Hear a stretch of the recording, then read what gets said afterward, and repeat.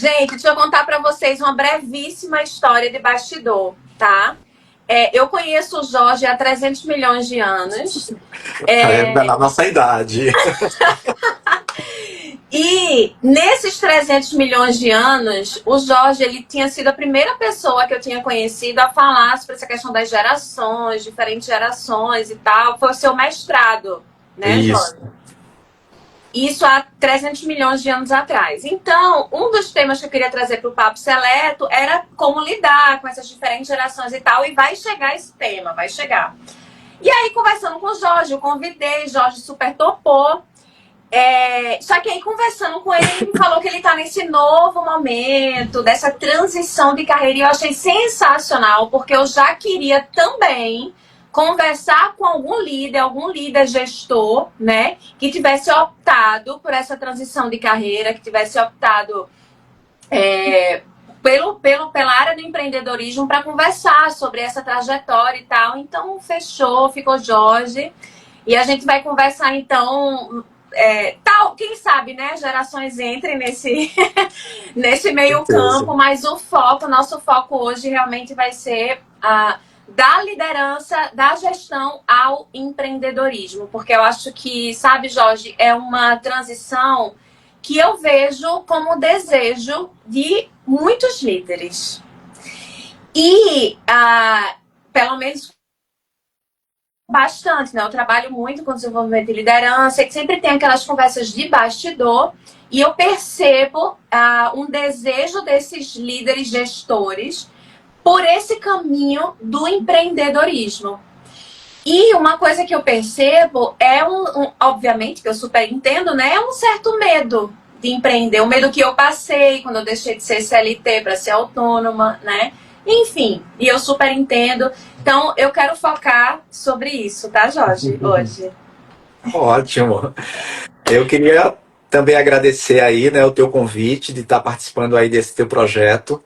Na época da pandemia, eu também tinha um projeto, eu chamava de Conversa na Rede. Eu lembro. Eu não me lembro se a gente chegou a bater algum papo. Eu convidei, Conversamos sobre o conversamos. burnout digital, uma coisa assim. Isso, exatamente, né? Então foi uma experiência muito boa. E, enfim, vamos conversar, vamos trocar ideias, o que eu puder ajudar aí o pessoal, eu também vou aprender, porque eu acho que tem uma troca aí muito boa que a gente precisa aproveitar mais, né, nas redes. Exatamente, exatamente. Então, gente, deixa eu apresentar o meu convidado super especial de hoje, tá? Ele é o Jorge Gomes, ele é psicólogo, mestre, doutor em psicologia, é consultor organizacional, é também um acadêmico. E assim, é importante deixar claro que o Jorge ele tem essa carreira já super consolidada, tanto no mundo acadêmico quanto enquanto consultor. Então, assim, aí eu já tô supondo, tá, Jorge? Eu tenho certeza que essa transição dele não foi não deu certo aqui, eu vou tentar ali. Não é esse o caso de Jorge, porque já é realmente uma carreira consolidada. Então, isso, Jorge, já me leva ao meu primeiro questionamento, né? Me conta este babado, o que é que te motivou, né, a sair dessa trajetória de consultor, de acadêmico, para o empreendedorismo? Uhum. Bom, eu gosto muito dessa palavra, né, transição, que você usou, porque não é uma coisa que acontece da noite para o dia. É uma transição, é um processo. Essa questão essa palavra empreendedora, ela teve um primeiro eco na minha vida pessoal há muito tempo atrás, quando eu ainda trabalhava no RH, participando de uma capacitação numa ferramenta chamada PI, que hoje não se fala tanto, as pessoas conhecem mais uma ferramenta chamada DISC. E quando eu fiz, ou na psicologia, MBTI. Então, quando eu fiz a minha autoavaliação dessa ferramenta, o perfil que apareceu lá foi o perfil empreendedor, perfil número 8, né? Empreendedor. E eu era trainee na carne e queijo.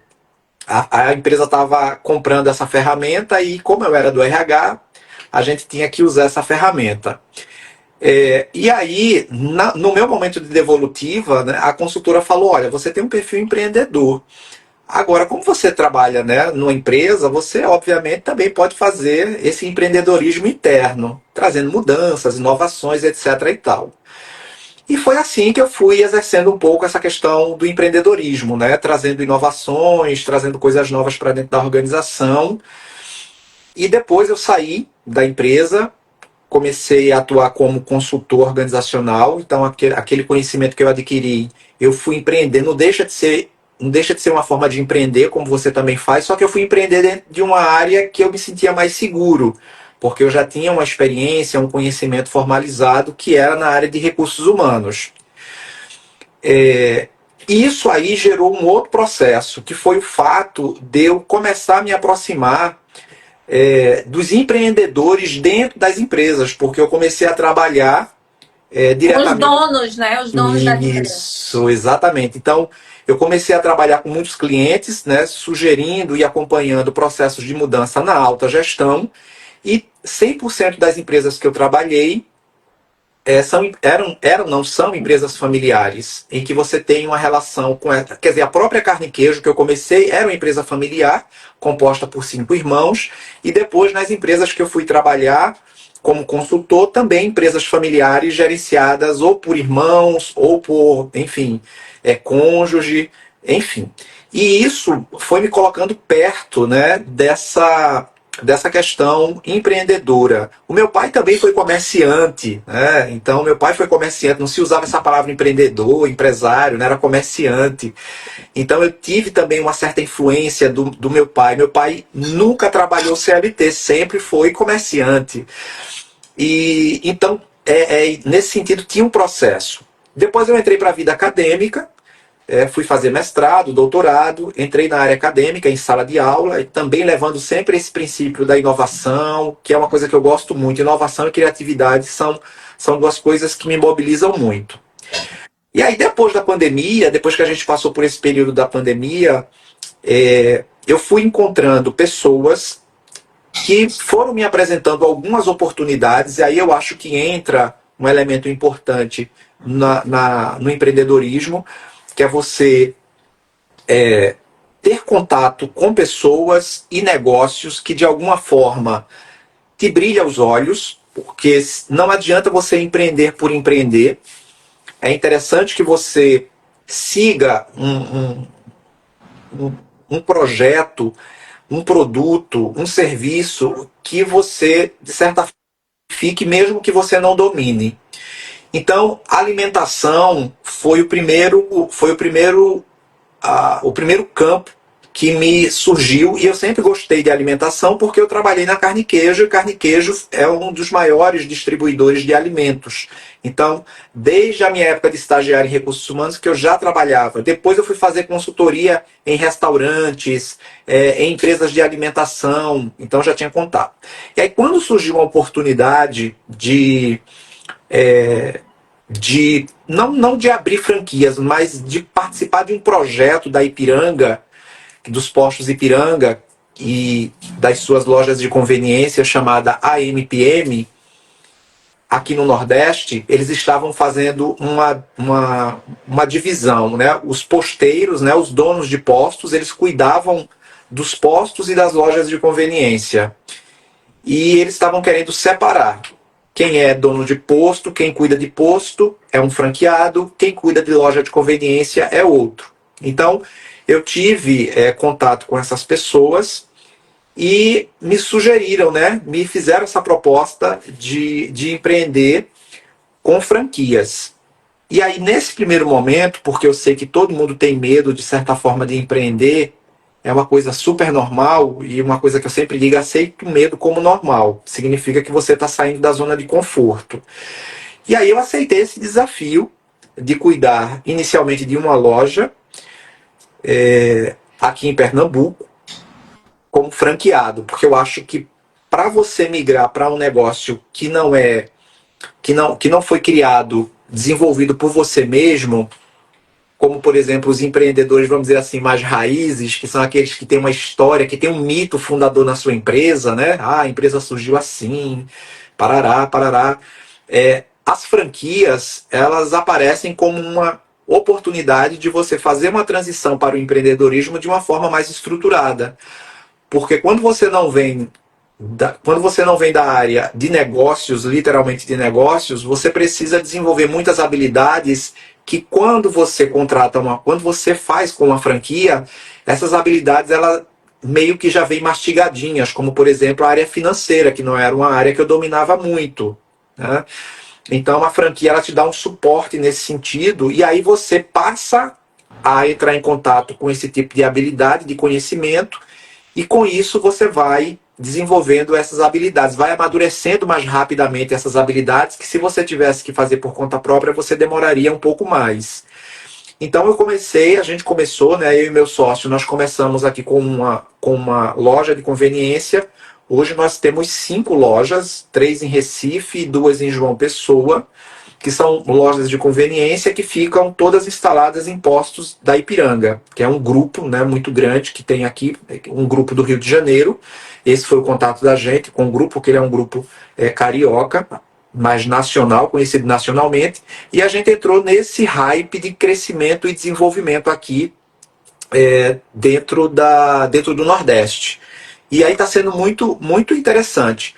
E agora a gente está entrando no novo projeto, que é um projeto de franquias de óculos, né, de lojas de óticas, que é uma coisa que eu também gosto muito. Pra você ter uma ideia, eu tenho uma coleção de mais de 30 óculos aqui. Então, quando apareceu essa possibilidade... Não conhecia esse seu lado. Pois tenho. Então, quando apareceu essa possibilidade da gente abrir franquias, né, da Óculo, que é aí já é uma franquia local, né, aqui de Recife, muito conhecida, mas que já tem uma expansão a nível nacional, eu também topei na hora, e aí já fui sem medo, já não fui com aquele medo que eu tive lá no começo das franquias, porque eu, de certa forma, já estava me sentindo um pouco mais, né, usando a palavra da moda, né, empoderado. E aí a gente está abrindo também algumas lojas aqui em Recife, né, em torno de 4 lojas que a gente vai abrir em breve. Legal. Ó, tem um comentário aqui, a Psimai. O padrão AMPM é realmente bem organizado. Trabalhei como atendente de conveniência e foi um divisor de águas em meu campo de visão. Legal.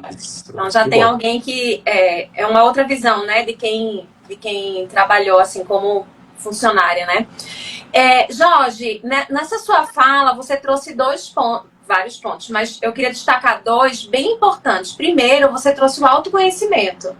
Que você, há muito tempo atrás, você fez aquele mapeamento comportamental e tal, e deu um perfil empreendedor, e para você fez sentido. Isso é bem interessante da gente, né, trazer aqui a pauta. E o segundo ponto foi essa questão do contato, né, o famoso networking, né? Isso.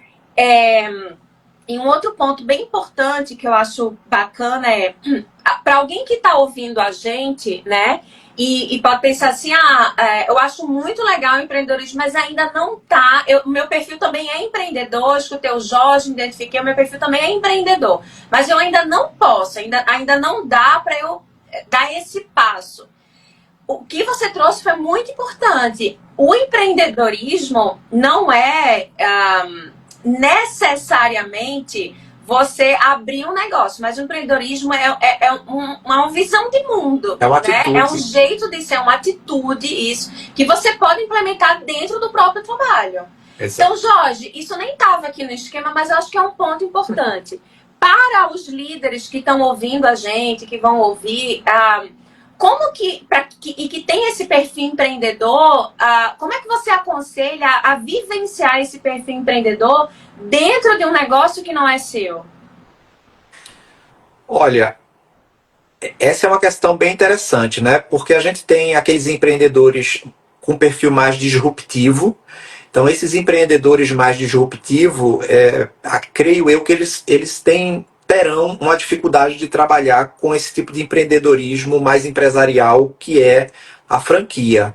Porque você precisa seguir padrões, você precisa seguir processos, como bem falou, né, a Psimi, é tudo muito bem organizado.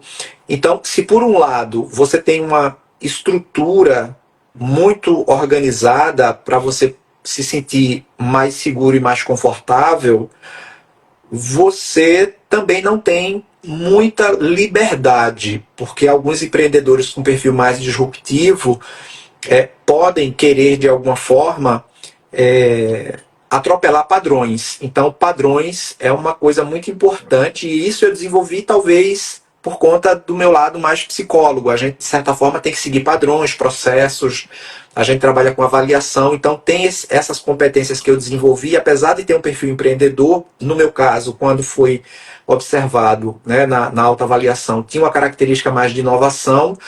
O que foi que eu fiz? Quando eu conversei com essas empresas, eu coloquei essa questão, assim, ok, eu vou estar trabalhando numa empresa, eu vou estar representando uma empresa que tem padrões e processos, mas eu gostaria de saber também, dentro dessa fatia de pizza, qual seria a fatia que eu também tenho para poder inovar, sugerir, ser criativo, que é uma linha, que é uma questão, um traço, uma atitude que eu tenho, e isso vai ser um diferencial na hora de tomar a decisão de seguir com vocês ou não nesse processo, porque é um lado em que a franqueadora nos escolhe, mas a gente também escolhe a franqueadora.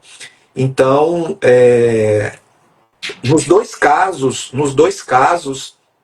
eu encontrei um ambiente muito favorável para poder exercer a inovação e a criatividade, principalmente quando se trata de você atuar de forma local. Então, o que eu tenho percebido hoje em termos de franquias é que a gente tem uma franquia que tem um processo global, mas quando elas se instalam em determinadas regiões, nós vamos ter uma maior liberdade para a gente poder trabalhar com uma certa criatividade. Por exemplo, aqui em Recife, nas lojas de Recife, por exemplo, bolo de rolo.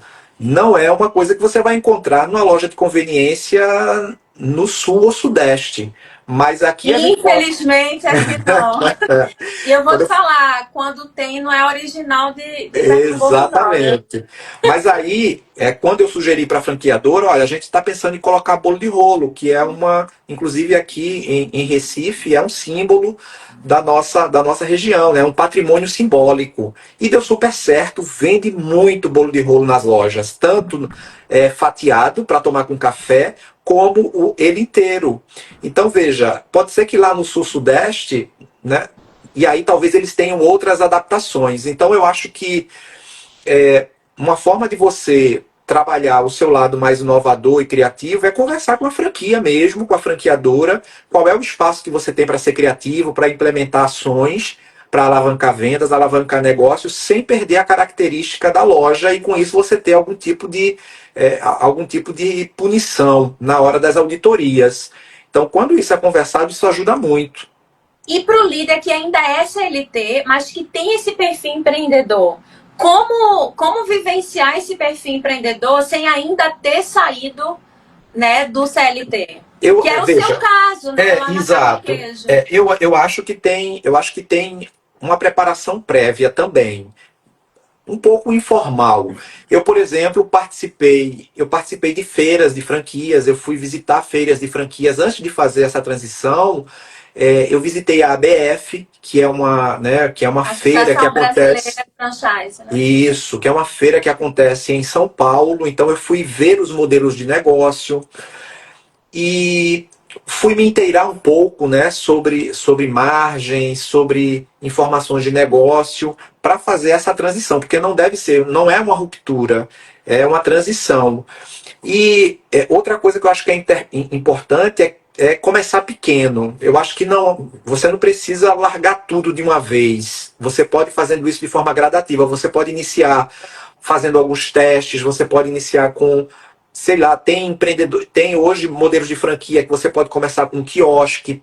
Tem que ter o ponto é fundamental. Foi uma das coisas que eu aprendi com franquia, que eu já escutava sobre isso, porque eu trabalhei na Farmapelle. A Farmapelle é uma empresa de franquia de cosméticos, que seria tipo o terceiro campo que eu gosto, que é beleza, né? Bem-estar e beleza. Então, eu escutava muito isso na Farmapelle. Muitas lojas, muitas franquias não dão certo quando você escolhe o ponto errado. Às vezes o ponto ele é muito bom para uma sorveteria, mas não é um bom ponto para uma farmácia de manipulação. Isso quando a gente não está falando de shopping. que é outra coisa, né? As minhas lojas, elas são todas lojas de rua. Agora, com a Óculos, é que a gente vai começar a abrir algumas lojas em shopping também. Mas o ponto é fundamental. Então você hoje tem franquias de quiosques. Hoje você tem franquias, por exemplo, de lavanderia, que você não tem funcionário. Aqui em Recife nós temos muitas lavanderias que você consegue colocar no espaço pequeno e cobra aí um valor de aproximadamente 15,50, 15,90 pela lavagem. Você não tem custo com funcionário e você pode experimentar um modelo desse em que o custo vai ser muito pequeno para você abrir. Isso eu estou falando de franquia. Mas tem aquelas pessoas que, obviamente, porque franquia envolve você pagar taxas de royalty, de marketing, porque você está usando uma marca, você está usando um conhecimento que essa empresa adquiriu durante um tempo e que ela vai te disponibilizar isso, então você tem que pagar algumas taxas. Tem alguns empresários e alguns empreendedores que não preferem abrir uma franquia, preferem criar um negócio, uma marca própria, exatamente para não ter esses custos, que para mim eu vejo como investimento, porque a força da marca ela ajuda muito ao negócio se expandir. Mas eu acho que é isso, começar pequeno, tá? Estudar, se autoconhecer, que eu acho que é e aí a gente que é da psicologia não tem como não trazer essa fala, né? Fazer uma autoavaliação, procurar um profissional, fazer um assessment, fazer um trabalho de autoconhecimento para descobrir, né, quais são os seus pontos. Então eu sou muito bom em inovação, criação, e aí eu preciso de alguém que me dê suporte na parte de finanças, que eu vou ter que trabalhar com processos mais estruturados. Eu gosto de acompanhar, mas eu preciso que alguém me ajude a fazer, que faça, né? E para isso eu preciso ter uma equipe. Então são questões que vão se ajustando na medida que você vai mergulhando no negócio. Perfeito, ó, já tem um comentário aqui, eu já estou muito feliz porque a gente já está atingindo o nosso objetivo. Tem um comentário aqui, que conversa ótima, ajuda muito quem está buscando empreender. Essa é a ideia, que bom.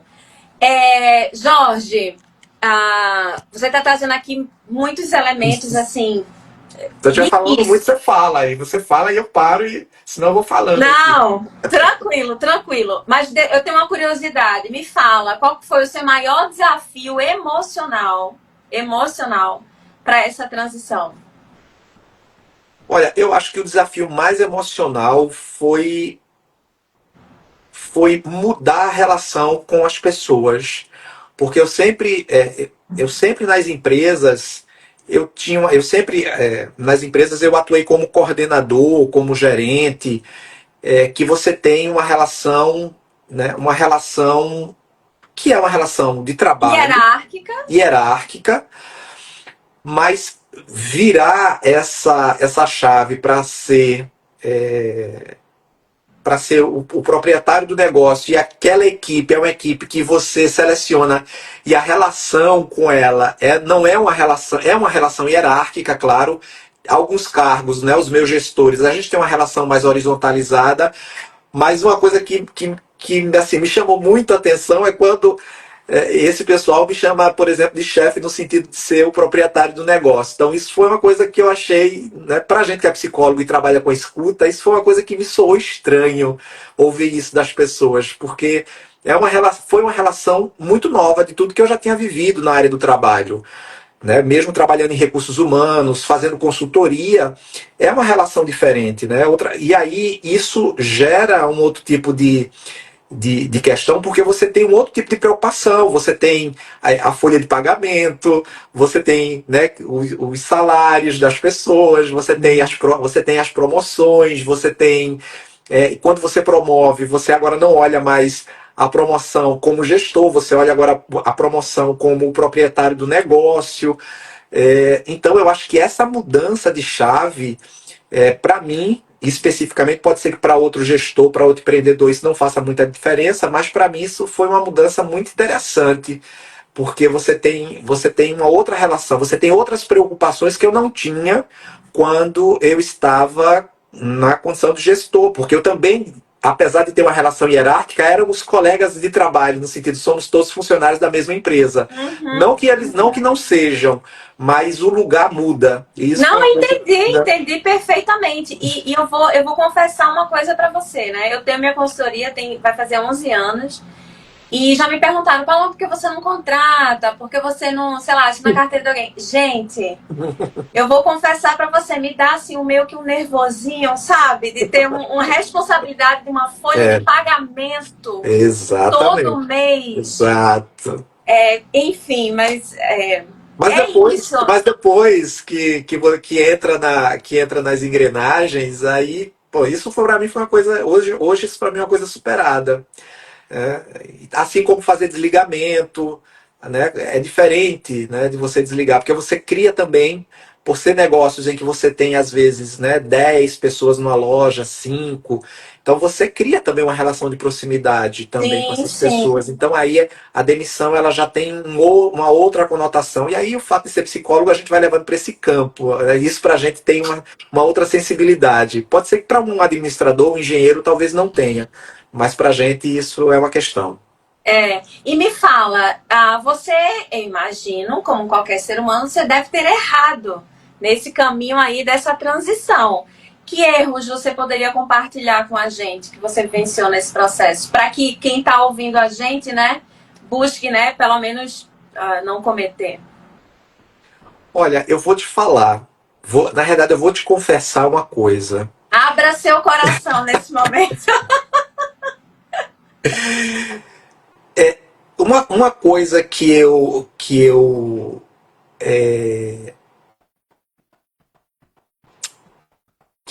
acho que eu errei foi, em alguns casos, mesmo vindo da área de recursos humanos, eu fiz algumas contratações sem considerar um processo seletivo como a gente faz. Bomba, bomba, bomba!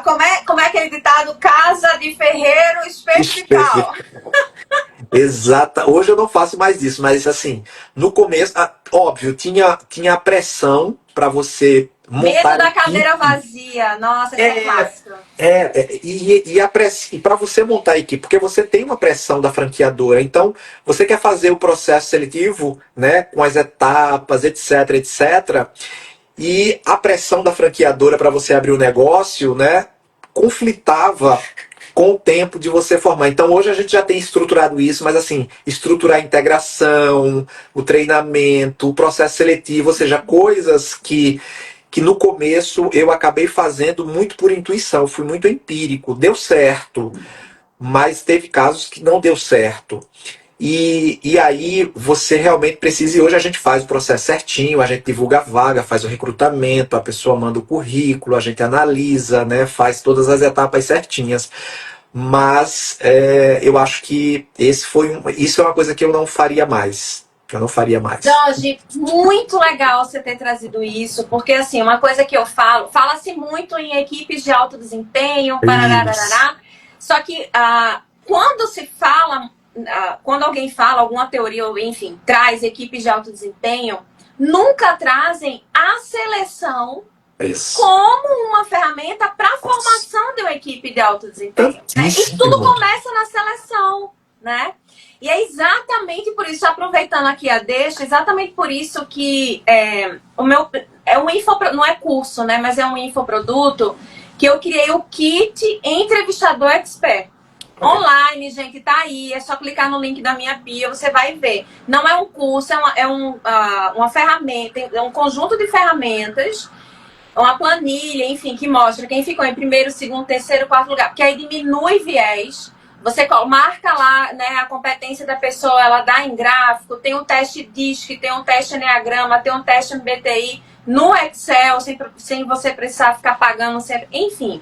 E tem mais de 200 perguntas comportamentais que é, por exemplo, você quer selecionar alguém com comprometimento. Aí tem lá, comprometimento. Tem um conceito do que é comprometimento e tem exemplos de perguntas que exploram essa competência comprometimento. Mais de 200, tudo pronto, é só baixar e usar. E é exatamente porque eu acredito muito que a alta performance começa na seleção. E você Com viu isso, certeza. né? Na Com prática. certeza. Com certeza. Com certeza. Legal. Vamos, Líderes, não, vamos. não errem nisso. Seleção é muitíssimo importante. Que às vezes a gente pensa que vamos colocar a pessoa, a gente treina, mas aí a gente não verificou, né, o fit cultural. isso é importante e a gente precisa de um tempo para ver. Enfim, tem muitas questões. Muito bom. E que acertos você poderia compartilhar com a gente nessa sua trajetória? Olha, eu acho que o maior acerto que nós tivemos, e aí eu vou fazer uma autorreferência, a gente também que é psicólogo não gosta dessas coisas,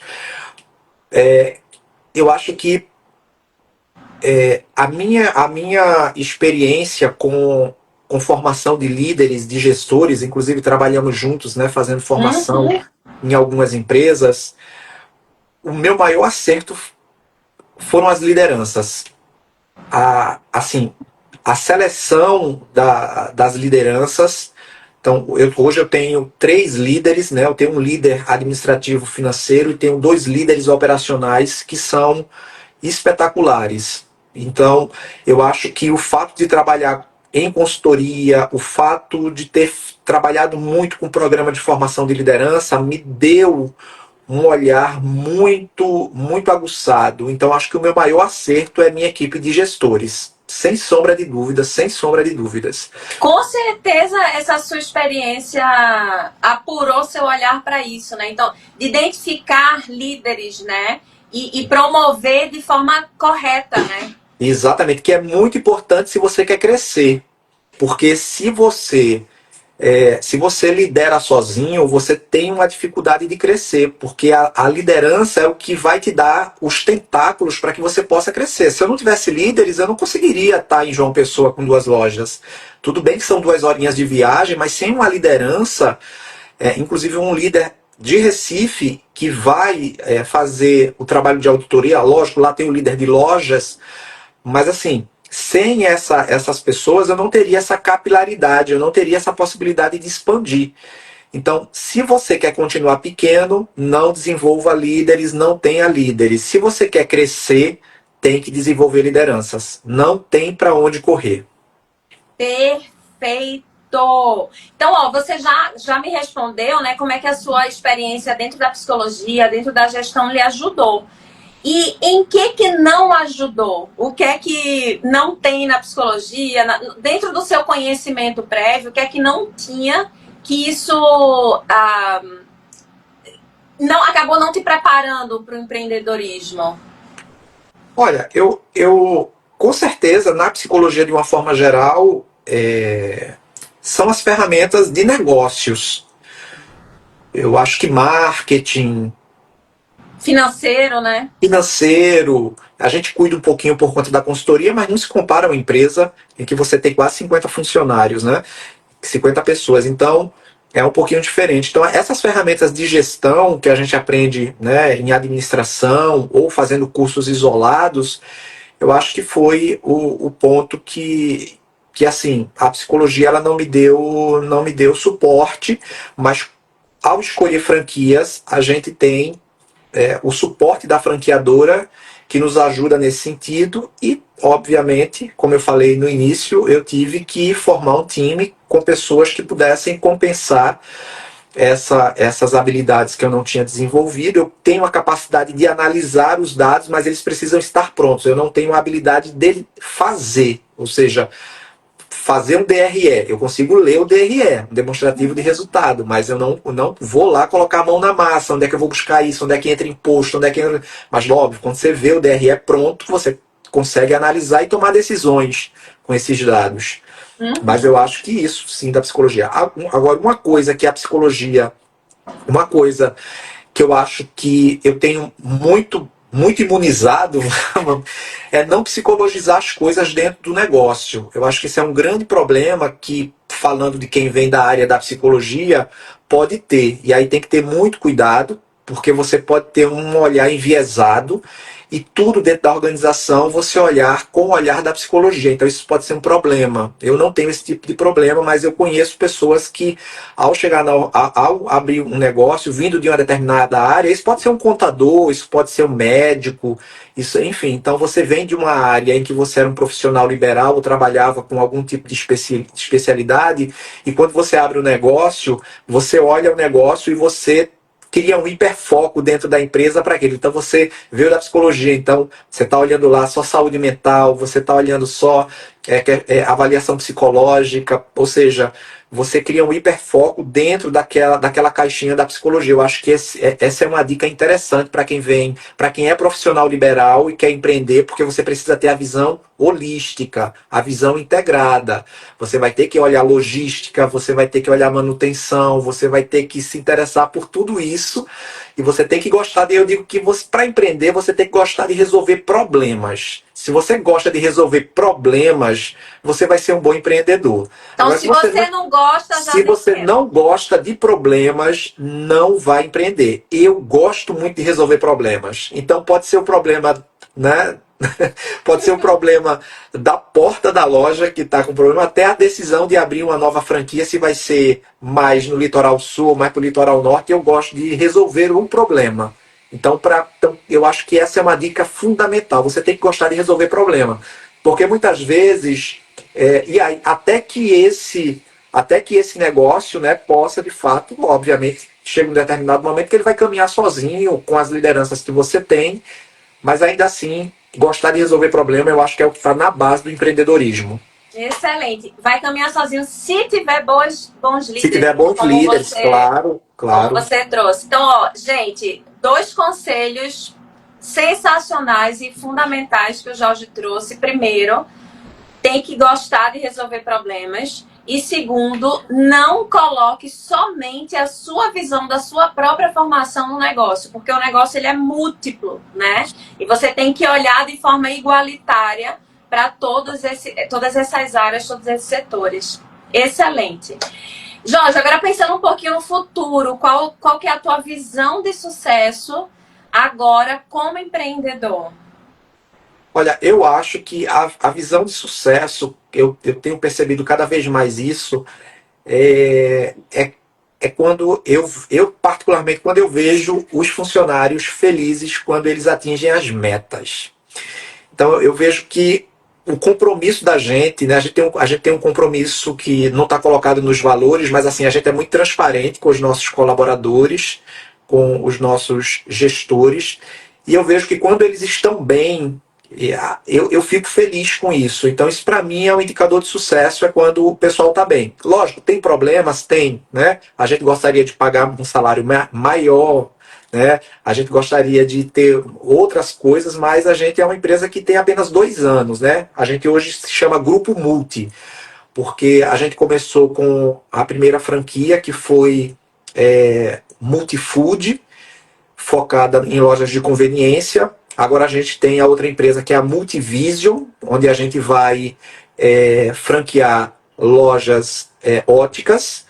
E todas as nossas franquias elas vão começar sempre com o prefixo multi. E aí a gente criou o grupo Multi. Então o grupo Multi hoje, que é o nome da nossa, vamos dizer assim, holding, pequena holding, né? Tem apenas 2 anos. Então, óbvio, a gente tem uma certa ansiedade por buscar melhorias, mas tanto eu quanto o meu sócio, a gente tem essa preocupação de buscar sempre condições melhores de trabalho, seja, enfim, buscando melhores premiações, melhores metas, sempre dentro de um parâmetro atingível para que as pessoas elas não adoeçam, aí vem o psicólogo, né? Então, para que não fique aquela coisa, né, hipócrita de você colocar uma meta, mas aquela meta é inatingível, isso, né, você tem a meta, mas você não tem as pessoas mobilizadas para atingir. Então, quando eu vejo as pessoas engajadas, que os projetos que a gente vai implementando, as pessoas vão se envolvendo, vão gostando, vão curtindo, isso me deixa bastante feliz. Então, se a gente conseguir criar isso em larga escala, né, na medida que essas lojas, a gente conseguir passar esse tipo de cultura para as outras lojas, porque hoje a gente está com ótica, loja de conveniência, mas a gente, né, busca bem-estar e beleza e outras também, né, fashion, moda.